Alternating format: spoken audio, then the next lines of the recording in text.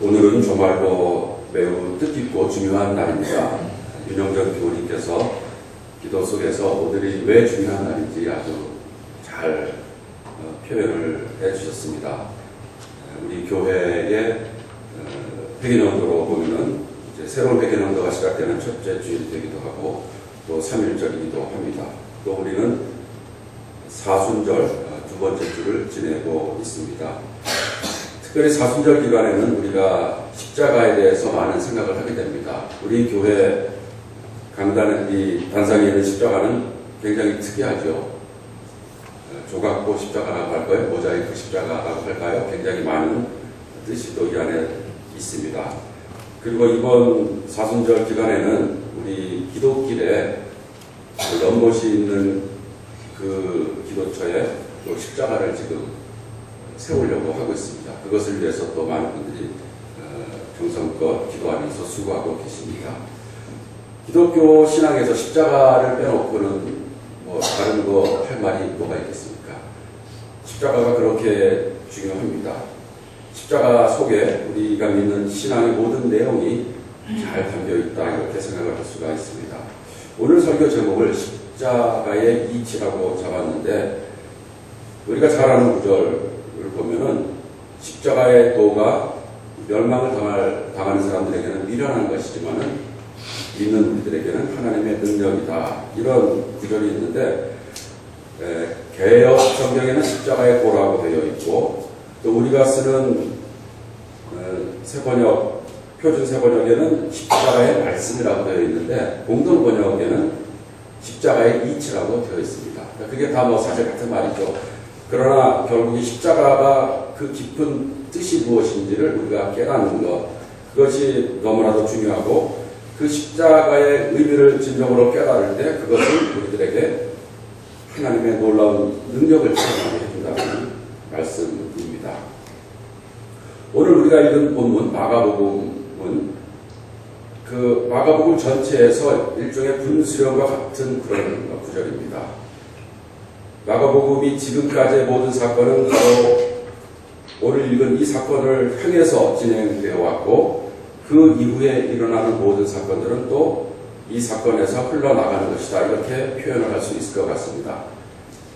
그동안 예수님의 모습은 귀신을 쫓아내고 병을 고치고 권위 있게 다스리는 굉장히 영광스러운 면모가 드러났었습니다.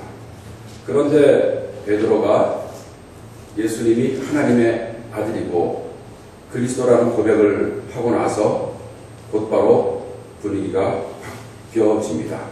예수님께서는 곧바로 당신이 고난을 당하시고 죽임을 당할 것이라는 말씀을 하기 시작했습니다. 핑크빛 같은 세상이 갑자기 어두워지는 것이었습니다. 그런데 마가복음이 사용하는 단어를 자세하게 살펴보면 굉장히 특별한 구석이 있습니다. 예수님께서 순환을 받고 죽임을 당하실 것을 제자들에게 알려주었다 혹은 말했다 이렇게 하지 않고 가르치셨다라고 표현을 쓰는데 그것도 가르치기 시작하셨다 이렇게 말을 하고 있습니다. 예수님께서 고난당하고 십자가에서 돌아가시고 부활하실다는 것을 단순히 알려준 것이 아니고 가르치기 시작하셨다. He began to teach them 이렇게 영어로 번역이 되어 있습니다. 이것이 과연 무엇을 의미합니까? 예수님께서 하나님의 아들이고 메시아이신데 그분이 영광을 받으시기 전에 고난을 당하시고 십자가에서 돌아가셔야 한다는 것은 그냥 말을 해서 이해가 될 수 있는 내용이 아니라는 것입니다. 십자가의 이치는 그렇게 그냥 한마디 딱 듣고 네 알겠습니다. 그렇게 할 수 있는 내용이 아니라는 것이죠. 배워야 되는 것인데 배워도 그냥 금방 배울 수 있는 게 아니고 예수님께서 계속해서 가르치기 시작하면서 제자들은 배우기 시작해야 하는 그런 굉장히 깊은 진리가 담겨있는 것이 십자가의 이치라는 것입니다. 과연 제자들은 잘 배웠습니까? 제자들은 이제 십자가의 이치를 모두 다 완전히 이해를 하게 되었을까요? 아마 제자들은 끝까지 그 십자가의 이치를 깨닫지 못했던 것 같아요.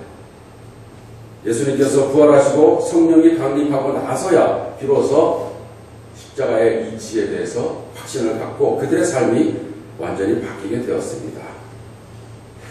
이런 점에서 우리들은 오늘 본문에 나오는 제자들보다 훨씬 더 유리한 위치에 있습니다. 왜냐하면 우리는 십자가의 이치에 대해서 굉장히 더 많이 알고 있고 더 이해할 수 있는 여러 가지 특권이 있기 때문입니다. 당시 제자들이 또 많은 사람들이 예수님에 대해서 이해를 하지 못했던 이유는 그들이 고정된 메시아 관념을 갖고 있었기 때문입니다. 우리가 잘 아는 대로 이스라엘을 능력 가운데 회복시킬 그런 정치적인 메시아로, 혁명가로 그들은 예수님을 바라보았습니다. 그러면서 예수님께서 그런 길을 가지 않고 고난의 길을 가고 십자가의 길을 감으로써 최종적으로 영광에 이르겠다는 말씀을 하실 때 그들은 그렇게 하지 말라고 예수님을 막았습니다. 아마 그들은 예수님을 보호하기 위해서 예수님이 고생하는 것을 어떻게 해서든지 막아보기 위해서 그런 생각을 했을지도 모르겠습니다. 그런데 예수님께서는 그런 베드로에게 사탄이라고 책망을 하셨습니다. 얼마나 무시무시한 경고입니까? 우리들은 교회를 위해서 혹은 하나님을 보호하고 변호하고 우리의 종교를 수호하기 위해서 어떤 행동을 한다라고 하는데 그것이 사실은 하나님께서 원하는 길이 아닐 때 우리들은 사탄적인 행동을 하고 있는 셈입니다. 우리가 십자가의 이치를 진정으로 깨닫지 못하고 우리들의 편견을 갖고 신앙생활을 할 때 우리가 열심을 내면 낼수록 우리들은 사탄에 가까운 삶을 살 수도 있다는 무서운 경고입니다. 쉬운 길이 있고 편한 길이 있고 위험과 고난이 없는 길이 있고 성공이 보장되는 길이 있는데 그런 길을 좋아하고 그런 길을 택해서 가면서 우리들의 신앙생활을 하고 우리 교회와 우리 기독교의 방향을 잡을 때 우리들은 예수님으로부터 그런 엄청난 책망을 받을 수도 있다는 사실입니다. 왜냐하면 그런 영광의 길을 택함으로써 사실은 우리 스스로가 그런 영광을 누리려는 이기심이 우리 속에 있기 때문입니다. 그러나 예수님께서는 십자가의 길을 택했습니다. 십자가는 오늘날 너무나도 미화되어 있습니다. 얼마나 아름답고 황금이 칠해지고 찬란한 십자가가 세상에 가득합니까? 그러나 원래 십자가는 무시무시한 상징이었습니다. 요즘에 참수형을 당하는 안타까운 사람들이 많이 있지 않습니까? 그런데 당시에는 참수형은 귀족들에게 주어지는 특권이었다고 합니다. 십자가는 너무나도 고통스럽고 수치스럽게 죽는 처형이었기 때문에 정말 뇌물을 줘서라도 제발 나를 빨리 죽여주십시오. 가족들이 부탁할 정도로 십자가는 너무나도 처참한 죽는 방식이었습니다. 전지전능한 하나님의 아들 그리스도가 쉽고 편하고 보장된 길을 통해서 이 세상을 구원하는 것이 아니고 이런 십자가의 길을 통해서 인류를 구원한다는 것은 상식적으로 우리가 받아들이기 이해하기 힘든 내용이었습니다. 십자가에 못 박히신 그리스도라는 표현은 아마 동그란 정사각형이라는 표현처럼 말이 안 되는 것이었습니다. 어떻게 그리스도가 십자가에 못 박힐 수 있느냐? 제자들은 도저히 이러한 십자가의 이치를 깨달을 수가 없었습니다. 이것은 믿음이 없이는 이해할 수 없는 것입니다. 우리가 아무리 궁리를 하고 계산을 해봐도 이것은 말이 안 되는 것입니다. 그러나 예수님께서 보여주신 그 길과 예수님의 가르침을 깊이 따르면서 생각해 볼 때 어느 순간에 이 십자가의 이치가 우리들에게 깨닫게 되고 그때부터 우리들은 완전히 달라진 삶을 살게 되는 것입니다. 교회 생활을 많이 한 분들 중에서도 어떤 분들은 아직도 십자가의 이치에 대한 확신이 없어서 무엇인지 잘 모르면서 열심히 교회 생활을 하는 분도 있을 것입니다. 그러나 어느 순간에 이 십자가의 이치가 깨달아진다면 더 이상 어떤 사람이 그 사람에게 신앙의 열심을 내라고 요구할 필요 없고 누가 협박을 하거나 위협을 해도 신앙이 흔들릴 필요가 없습니다. 그만큼 이 십자가의 이치는 중요한 것이고 강력한 하나님의 능력이 되기 때문입니다. 우리들은 어떻게 이 십자가의 이치를 깨달을 수 있을까요? 저도 완전히 모르는 것을 제가 말로 설명하고 조목조목 이렇게 설명을 해도 그런 식으로 우리가 십자가의 이치를 깨달을 수는 없을 것입니다. 예수님께서는 제자들에게 이런 순환과 죽음에 대한 예고를 하시고 나서 이렇게 말씀하셨습니다. 너희들은 나의 제자가 되기 위해서 자기를 부정하고 자기 십자가를 지고 나를 따르라. 34절에 이렇게 말씀을 하셨습니다. 이것은 어떻게 보면 예수님의 제자로서 살아야 될 생활의 방식이라고도 볼 수가 있겠지만 그러나 또 반면에 십자가의 이치를 깨닫기 위한 필수 코스다라고 생각을 할 수 있을 것 같아요.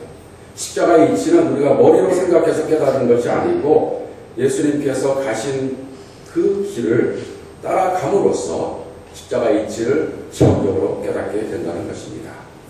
자기를 부정하고 자기의 십자가를 지고 예수를 따르라. 이 중에서 마지막 세 번째 예수를 따르는 것 속에 이 모든 것이 다 포함이 되어 있겠죠. 그죠? 예수를 따른다는 것은 자기를 부정하고 십자가를 지고 가는 것입니다. 예수님께서는 우리보다 먼저 바로 우리가 따라야 할 제자도의 모범을 보이신 것입니다. 십자가의 이치를 깨우치기 위해서는 예수님께서 가신 길을 우리가 곰곰이 살펴볼 필요가 있습니다. 예수님께서는 어떻게 자기를 부인하셨습니까? 철저하게 예수님은 당신 스스로를 부정하셨습니다. 자신의 권리나 자신의 특권을 모두 내려놓으셨습니다. 그리고 가장 완벽하게 십자가를 지셨습니다.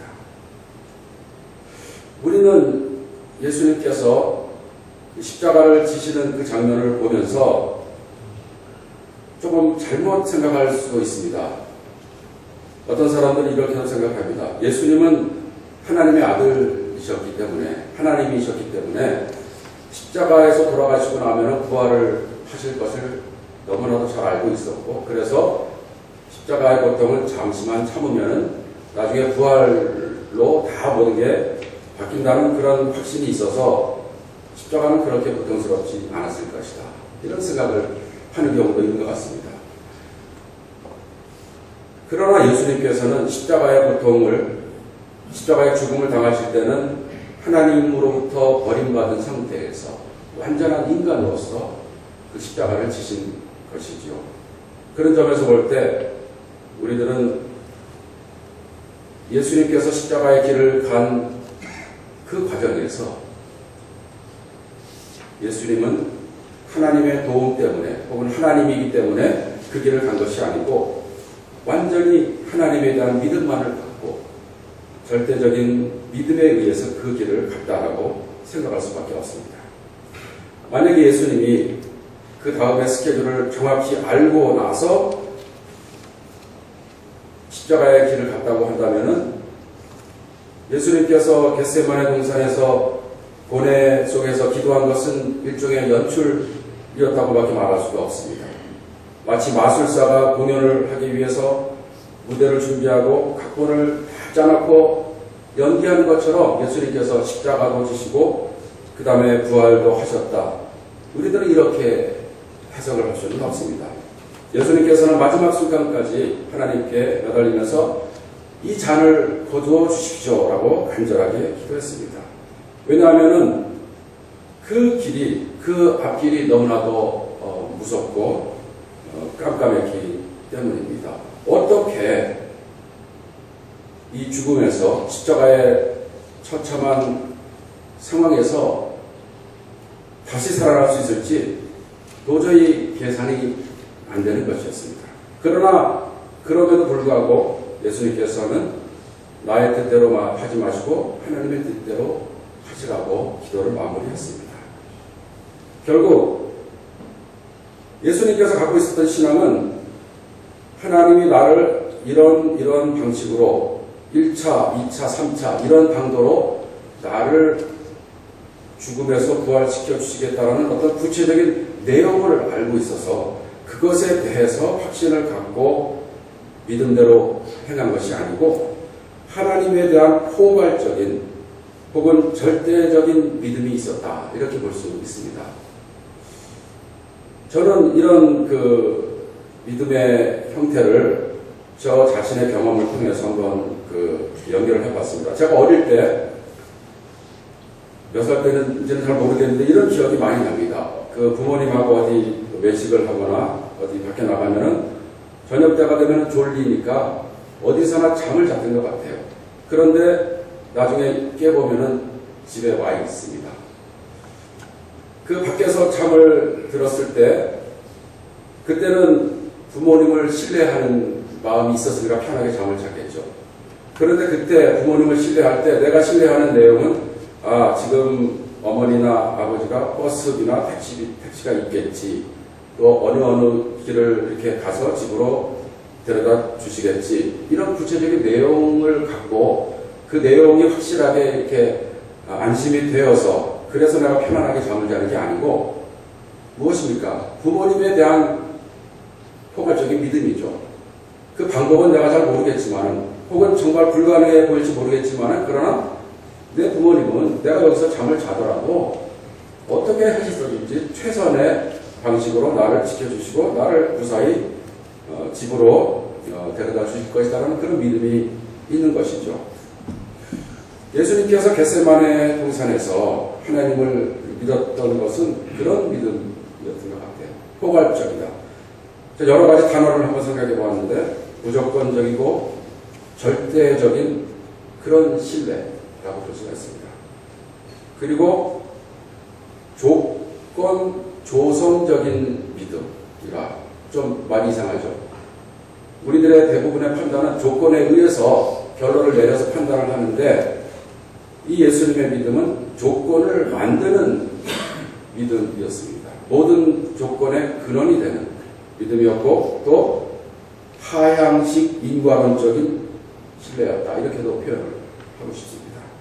대부분의 인과론은 작은 원인으로부터 점점 복잡한 결과가 나오는데 거꾸로 하나님에 대한 믿음 때문에 이것이 원인이 되어서 다른 모든 일들이 이해가 되고 해명이 되는 그런 가장 근원적인 믿음을 예수님께서는 갖고 계셨던 것이죠.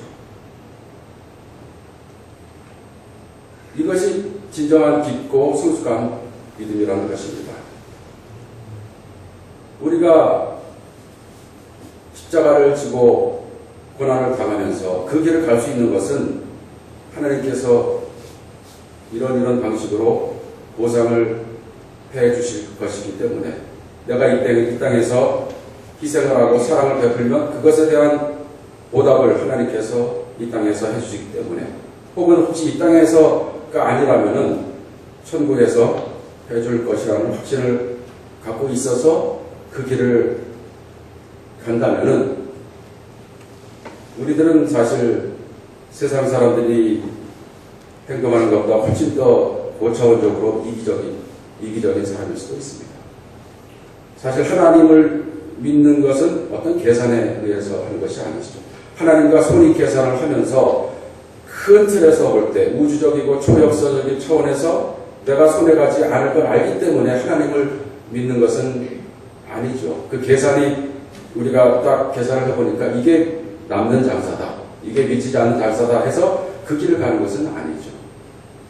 그것에 대해서는 사실 보장이 되어 있지도 않고 우리가 알 수도 없습니다. 그러나 확실한 것은 내가 믿는 하나님은 온 세상을 지으신 창조주이시고 예수님을 죽음에서 부활시키신 부활의 하나님이시기 때문에 그 하나님을 절대적으로 믿을 수밖에 없는 신뢰, 거기에서부터 모든 것이 비롯되는 것입니다. 오늘 3.1절인데 3.1 그 독립선언서 참 깊고 아름다운 문장입니다. 이 독립선언문을 작성한 분들이 종교인이었고 또 기독교인들이 많이 있었죠.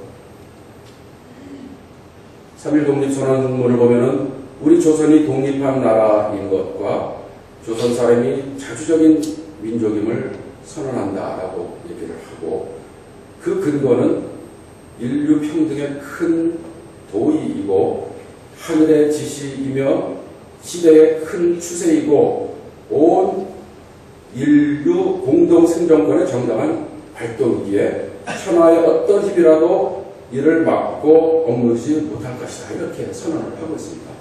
참 대단한 선언이죠. 3.1 독립선언과 3.1 독립운동은 구체적으로 정권을 탈취하기 위해서 일본을 쫓아내고 독립국가를 건설하기 위한 프로그램으로 진행된 운동이 아니었습니다. 어떤 스케줄이 있고 어떤 계획에 의해서 진행된 것이 아니고 가장 근본적인 하늘이 지시하는 그 진리를 선포하는 것이었습니다. 그 진리를 선포하고 그 진리에 따라서 삶으로써 분명히 고통이 있고 큰 핍박이 있을 것을 알았지만은, 그러나 이 진리에 따라서 삶으로써 우리들에게 해방이 금방 오거나 우리들의 삶이 갑자기 행복해지지 않을 것을 알았지만은 그것이 진리이기 때문에 그것을 선포하는 삶을 살았던 것이죠. 하나님에 대한 우리들의 절대적인 믿음은 그와 같다고 볼 수가 있습니다. 어떤 조건 때문에, 어떤 보상 때문에 그래서 하나님을 믿는 것이 아니고 우리들은 하나님을 절대적으로 신뢰하고 믿을 수밖에 없기 때문입니다. 창세기에 나오는 아브라함의 경우도 바로 그런 절대적인 믿음 때문에 우리들에게 믿음의 조상으로 불려지고 있습니다. 창세기 17장은 그동안 13년 동안 하나님께서 침묵을 하시다가 처음으로 다시 아브라함에게 돌아온 그런 시간입니다. 그 지난 14년 동안 아브라함은 이스마엘이 자기의 후손을 낳아줄 자식으로 생각하면서 나름대로 자기의 계산에 따라서 타협을 하면서 세상을 살아가고 있었죠. 그러나 하나님은 하나님 원리의 계획이 있었습니다. 이때 다시 하나님께서 나타나셔서 이스마엘이 아니고 이삭을 통하여서 하나님의 약속을 이룰 것이다, 이렇게 말씀을 해주셨습니다. 이것에 대해서 바울은 로마서 오늘 읽은 17절에서 이렇게 말합니다. 아브라함이 믿은 하나님은 어떤 하나님이었냐면 죽은 사람들을 살리시며 없는 것들을 불러내어 있는 것이 되게 하시는, 이런 것을 보장하시는 하나님이라는 것을 믿었다, 이렇게 표현을 하고 있습니다. 하나님은 창조와 부활의 하나님이라는 것을 믿었다는 것이죠. 그리고 그는 희망이 사라질 때에도 바라면서 믿었으므로 그리고 그는 하나님의 약속을 믿고 의심하지 않았습니다.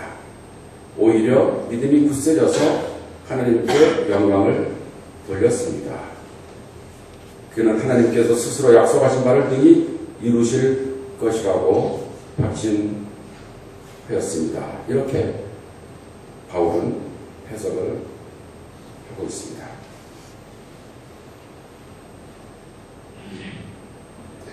십자가의 이치가 과연 무엇입니까?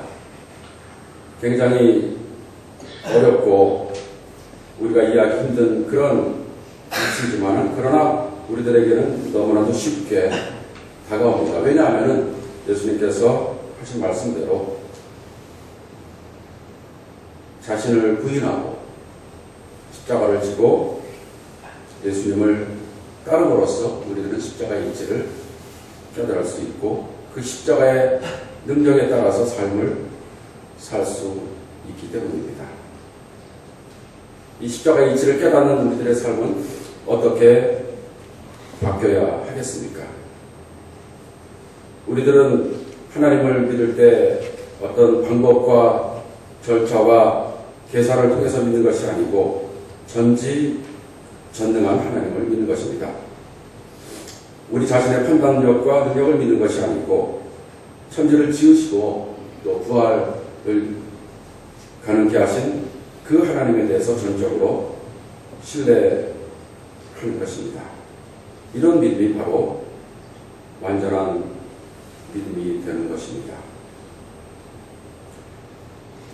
바울은 갈라디아서 2장 10절에서 이렇게 말합니다.